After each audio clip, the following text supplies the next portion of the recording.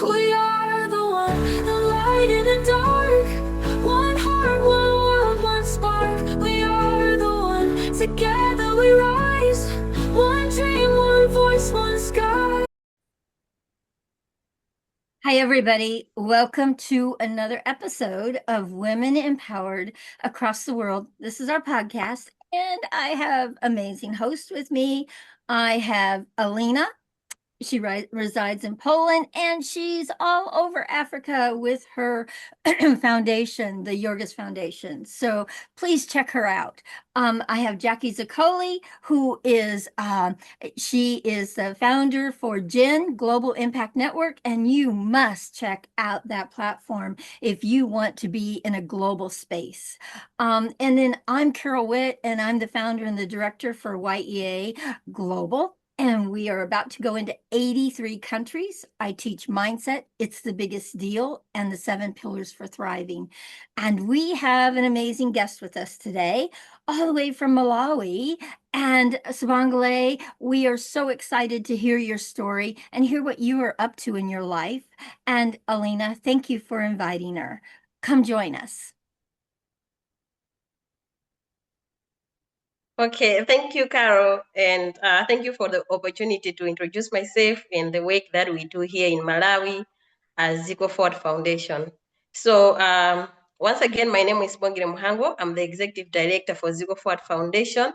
So before I share about ZICO Foundation, it's the organization itself, I would like to give you a brief background of who Sibongire Mhango is, what does she do, and how my life has been like. So I was born in a family of 6, and with 4 girls and 2 boys.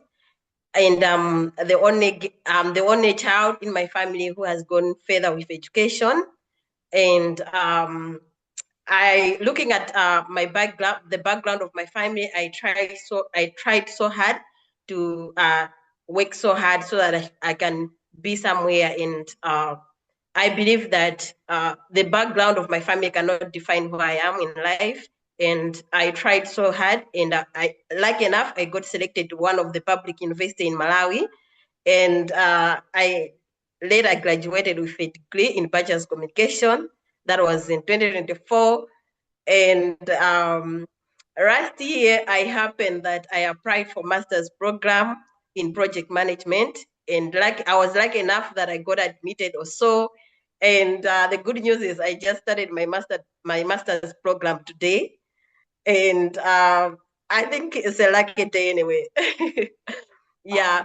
So that's all about myself. I joined ZICO Foundation, that was in 2023. And I joined as the program director. And later last year, no, not last year, later in 2024, I was appointed as executive director. And working with ZICO Foundation has been so life-changing, because when I was growing up, usually I had that dream, like it was my wish, like one day I should learn my own organization. So the fact that ZICO Foundation, I'm the one who is leading ZICO Foundation right now. And by the way, the owner of the organization, the founder of the organization, is based in UK. She's a Malawian, yes, but right now she's in UK, and I'm the one who is leading the organization in Malawi. So at some point, I feel like it's my own organization, because I'm the one who is directing every activity, every project here in Malawi. So I'm going to give you a brief background of what ZICO Foundation is all about. So ZICO Foundation is ZICO is just an abbreviation, which it stands for this community for women's development and relief. It was founded in 2017 by the Reverend Zizi Lopezi, who is based in UK right now. And the mission of the organization was to socially and economically uplift marginalized women and girls here in Malawi. And also our vision is to empower girls and teen mothers to reach their full potential in life. So we happened that in 2024, before I go that part, here in Malawi, the founder of the organization introduced ZICO Forward Foundation because here in Malawi back then, families believe that a man is the head of the family. So the fact that they believe that a man is the head of the family, most of the times women were not being empowered. So the founder of the organization thought it wise to introduce the organization and empower some of the girls and women so that they might be able to be independent on their own. So that was the main law, the main reason why the organization was introduced. And we also focused on the area of education, whereby we support some of the kids with basic needs, school fees, and other items. And apart from that, we also look at women with disabilities. We have one in Blantyre, and we have two here in Lilongwe. And apart from that, we also support a group of women we have in Chitipa, that is northern part of Malawi. And we also have here in Lilongwe, that is southern part of Malawi, and the other side of Malawi, we have in Blantyre, Mulanje. We also support women in those kind of districts. So before, 2024, we happened that we did a partnership with Yoga's Foundation, which belongs to Alina Peka. So they introduced to us a project called Sewing Together, whereby we are teaching women to sew sanitary pads and other stuff. So after the registration that we had at that point, we managed to register 103 women. So we thought it wise that what if we continue with the project? And we launched the project that was on 10 February 2025 last year. So right now we have 30 sewing machines. As you can see to my left side, these are the machines. These ones, they are manual machines. I just want to show you in brief. As you can see, these are the electrical machines, industrial machines. And the other side, we have these ones. So this is the loom where we teach our ladies on how to sew. So after introducing the project, we managed to register 332 women, of which some are teen single mothers and some are widows. So our main goal is to ensure that we train these women, and they become empowered, and we want to promote these women so that they might be able to do their business, the sewing thing and selling stuff to find their basic needs in life. Yeah, that's about EcoWise. So the project is called EcoWise. That is empowering a community of women in sustainable entrepreneurship. So after registering 332 women, we have managed last year that on 20 May, we graduated 88 students, of which a lot of them were teen single mothers. And that was on 15 December last year or so. We graduated, I think, 87 students, making a total of 169 students that we have graduated so far. And after graduating them, we give them certificates so that whenever they get the chance, they might find a job wherever they might look at. So right now, like today, we have started with a third cohort, and we are starting with 60 students, as we don't have enough machines that can accommodate all the 332 students. But apart from that, we have registered 332 students. We also have a lot of people that keep on coming for registration. Like today, we have registered 5 students just today. So our main wish is to have a lot of machines, because right now we only have 30 machines, 30 sewing machines, and they are not enough to accommodate all the students. So it's our wish to have a lot of machines. And also, apart from the fact that we train them, the only challenge that we have right now is because initially when we were introducing the project, our main object was to train them, and then we should give them the sewing machine after they have finalized the training. But that's, as of now, that's not possible because we don't have the capacity to buy the other sewing machine to give them after the training itself. So that's the only challenge that we are facing right now. But it's our wish that if anything comes up, that we might give away the machines after the training. Yeah. Wow. Wow. So amazing. So amazing. So I have a question for you. What Okay. kinds of things do they sew? What do they make? Oh, okay. There's so a lot of stuff. Okay, and sometimes we gave them garments to sew sanitary pads, and there are times that other organizations they give us an offer like we should sew sanitary pads for them to distribute to secondary school students. So we gave them garments and they sew sanitary pads. It's either they sew school uniforms. There are times that we are given an offer like to sew school uniform for students, and we give them garments as well to sew the uniform thing. And also, there are times they are given orders from like friends, family, like to sew stuff for them. Like it can be either dress, a blouse, a t-shirt, whatever a thing that is they may want to design for them. So after training them, first of all, we train them on how to sew a blouse. We train them on how to sew a dress. We train them on how to sew a school uniform. After training them, they might choose to make whatever they want to do. Like if they have been given orders, like more like a business to do, we allow them to come and sew it and sell out. Yeah. Wow. Wow. Okay. I was just curious as to what kinds of things they make. So, do you have trainers that are training them in how to make these, like these school uniforms and different things like that? Do you have trainers that are doing that for you? Yes, actually, we have trainers. We have one lady, Alice. I think Alina knows Alice because she was once trained by her, the project that was introduced before. And we have Alice, and we have another man that comes in.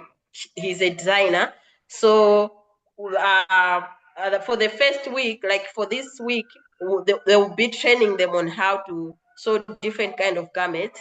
And then after training them, so actually we have some weeks dedicated to like sewing garments, and another week dedicating to sewing sanitary pads. After sewing the sanitary pads, we go to secondary school and distribute Wow.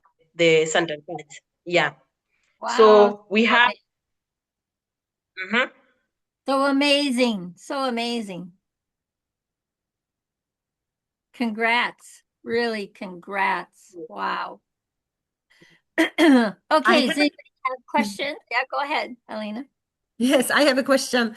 Um, because yes, you told us a lot about ZICO Forward Foundation and your work there. I would like also to ask you to tell something more about your personal like experience and your personal way to achieve your goals, to be the place that you are currently, because I know a little bit more because we know each other better. So I would like to say something about you as a businesswoman as well, because you started running small business while studying. It is very interesting, and I think it may empower other girls and women.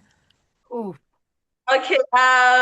So when I started my first year at the University of Malawi, the Polytechnic, it was kind of difficult for me because looking at the background where I come from, whereby my parents are not well-to-do, so I started a business, which I thought it wise if I started a business, it might help me in a long run. Like it might to find upkeep. It might help me to sustain myself while I'm studying. So that's true that I started a business, and the very first business that I started was I was trained on how to make sausages. So I was producing sausages, and I started selling out sausages to different kind of people. And also, I thought it was like, let if I have the skill myself, I can't just keep it to myself. So I thought it was like I should be going in different kind of district and be training other women and other ladies on how to do the sausages. So I started traveling from Blantyre. I was moving to Lilongwe, and I was also moving to Kalonga and Nzuzu to train women on how to make sausages. So that was the first capital that I managed to sustain when I was in first year. And then after obtaining some money, I introduced we call it chiwaya, but it's something that we make, or we make chips. We use it to make chips. It's a local, I can say it's a local, Snack. I don't know what to say, Snack. Snack. but I think A local snack. Okay, a snack. Yeah. yeah, I have an idea. Yeah. So I introduced that. That was in when I was moving in my second year. So later on, after that, I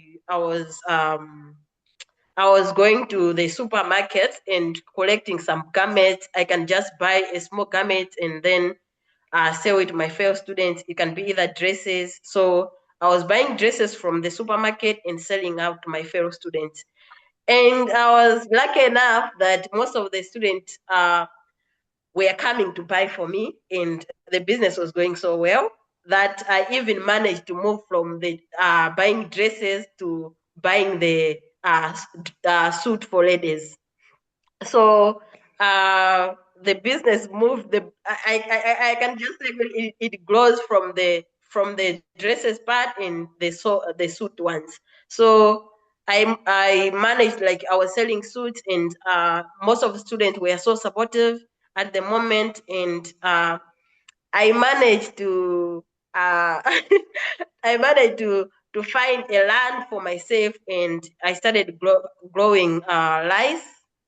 And enough, I made a lot of money, and I also introduced another business whereby I was buying cell phones from Malaysia, and I was also selling to my fellow students.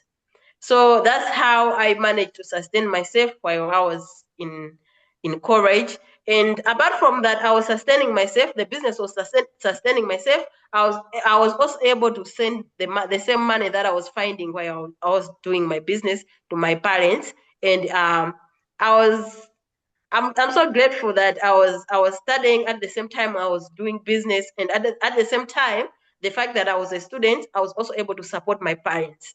Yeah. Oh, wow. Wow, wow, wow.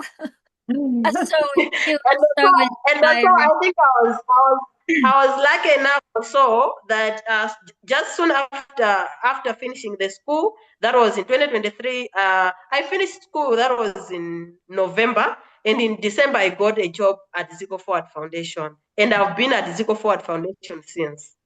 Yeah. Wow, Wonderful. amazing. Yeah. Oh Absolutely my goodness. amazing. Oh my goodness.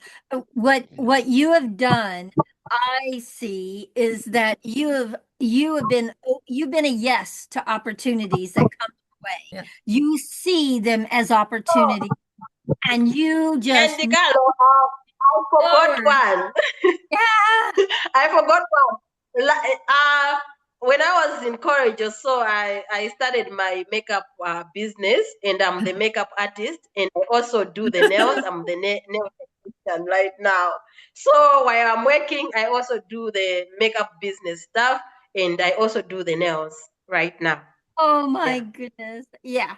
You are a yes to opportunity, that's for sure. You see where you can play.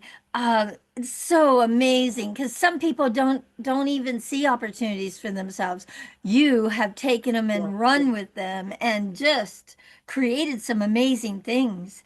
Um, I'm just inspired by you. So inspired by you. I have one question. So let's see, you're in your master's program. So can you tell us how old you are? How old are you? You're so young looking. How old are you? I'm 29. Yeah, oh my gosh, you have so many more years on this planet. There's there's so much greatness that is waiting for you, my dear. So much. Oh my goodness. Incredible. Okay, Jackie has a question. Go ahead, Jackie. I'm not sure exactly where to start. Oh, Um, really? Jackie, you're lost for words. Oh, that well, never kind of, sort of. I know it. I just have to compose them and twist them around here and there so I can get them all out. happened. Obviously, from sausage to beautician is a Oh, big stretch. And God only knows how you got to the sausage in the first place. I can only imagine. I'm sure it's a book in itself. So anyhow, mm, you have made amazing steps in all that you're doing. I guess my first question, besides the sewing machines, which are obvious, and you could easily run our sewing whole section that we're doing with the sanitary napkins all over Africa. We have to talk mm. about that later. Um, However, what do you see in the future? What does it look like for you as to what you think, since we have a beginning of a new year, um, and God only knows what your little platforms will be from sausage to beautician. I love it. Anyhow, what do you see in the coming year, possibly this whole year? I won't, it's up to you if you want to give me more than a year.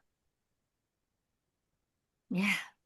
Um, so, okay, like last year, we have trying our own best, like writing proposals, sending everywhere, like every grant opportunity that comes up. We have been trying so hard to send proposals, but unfortunately, we have no answers of now.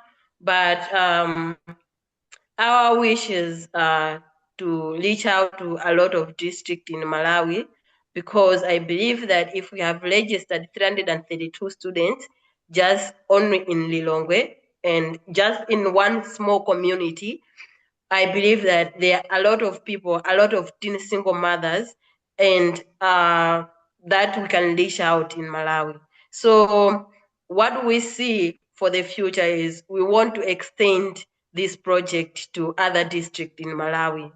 And also, last year we did a research in Intandile. It's set in a rural area whereby they have, it's one of the secondary school that we went to distribute sanitary pads, but we had received so many complaints from the head teachers that a lot of students in Tandili, like after writing the Form 4 exams, they don't have anything to do. So they requested if we can introduce the project in their secondary school, if maybe they can have 10 machines from to each secondary schools.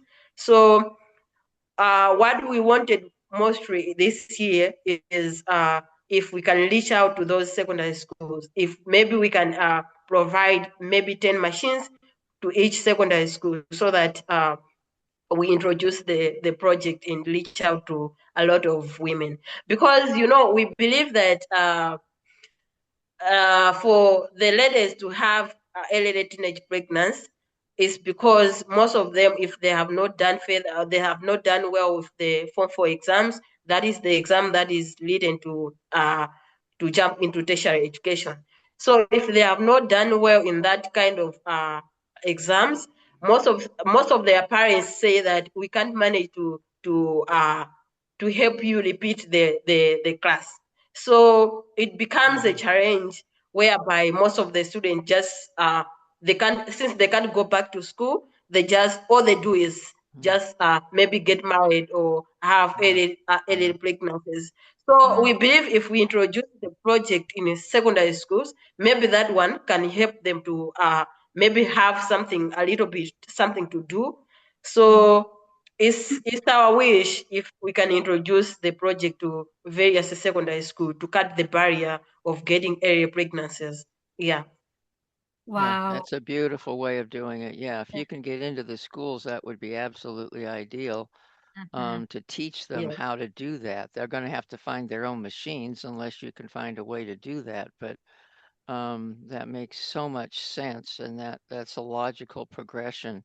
You should be able to get grants for something like that and be able to, I mean, I don't know about Especially through sustainability. education. Yeah. Especially through education. And If she's trying to actually, get and Yeah. actually, the last time that we went to do the research, we had the numbers of, okay, we told the students that if you are interested, because our initial plan was we can introduce the sewing machines, but a lot of students won't have the capacity to buy the machines themselves. Mm, mm, So we thought of buying, we thought of what if we can also buy computers, if they can, we can train them in IT trainings, so that they might also have the computer skills. So that was the initial plan, that we if we can buy computers and sewing machine at the same time, so that either they might be training, we might be training them on how to do computer stuff, and other than we might be training them on how to sew. So we had we had the registration, and we managed to register 300 and I think it should be 308 students only in Intandile. It's just a rural community. So some of the students were referring some of their relatives that are just staying at home, some of their relatives that are just single mothers. And we had the record right now. If anything can just come up, then boom, we are there to introduce the project. wow. Wow. Oh, wow. Well, okay, Alina, last question because we have to Yes, move. it is even not maybe question, but just to Okay. informations. I would like just to highlight the situation and the type of the project, that just like we met, we worked together last year, yes, and it was just like a seed to the ground, to the soil. And this is how the sustainability of the project looks like, yes. Our partner just started developing, yes. We conducted trainings. One of the ladies that was mentioned by Sibo, I mean Alice, who was trained for almost a month by within Yorga's Foundation project. Now she is a trainer training other women. So this is how the partnership and the sustainability of the project should look like. And Mm, moreover, I think that now when the project is developing, I would like to continue the collaboration. So just like maybe Yorga's Foundation would like to, maybe let's do something together. I mean, Sibo, let's consider the joint project proposal and just start applying as a consortium, as a partnership of two organizations, because we have something to show and we have something that we already did together, and it may work. I have even few ideas in my head now, but we will catch up later. So thank you very much, Sibo. And I just wanted to highlight the sustainability of the wow. project and the role of partnership. yeah, beautiful, Wow. So beautiful. amazing. So amazing. So, Sibongile, you have more people now in your corner. Jackie and I, we will definitely want to support in whatever direction we can. And we are highly connected to many, many, many people. So you're not doing this by yourself. And then it sounds like the Yorgis Foundation is still going to be collaborating and working with you. So exciting. You have an amazing future, my dear, an amazing future. Um, I just want to thank you for being an amazing guest today. Guys, if you love these episodes, please, we do one on Monday and two on Friday. And we're always looking for amazing women to come and share their story, their life stories, and inspire many of our listeners and ourselves. And guys, you can find us on LinkedIn. So please reach out to us and let us know you'd like to be a guest on our podcast. Okay. And please please subscribe to our channel, comment on the episodes, and share them. Share them out to many, many people so we can get these episodes out into many, many directions so a lot of women can be inspired by this. You have an incredible future, Sibongire, and we want to support that future. So we are going to get this episode out to as many people as we can. Thank you once again, guys. Please join us. And remember, we all deserve to thrive. Let's do it together.